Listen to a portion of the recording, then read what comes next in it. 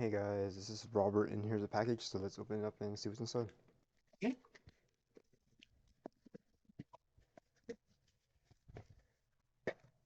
Okay, we have a fingerprint lock. It's pretty small. Zoom in a little bit.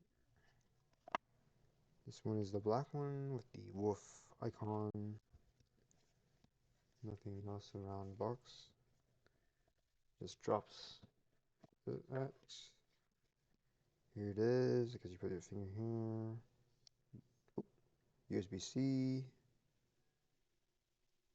Not sure if it just registered my finger or not, but okay. With the USB-C cable, A to C, and the user manual, and that's it.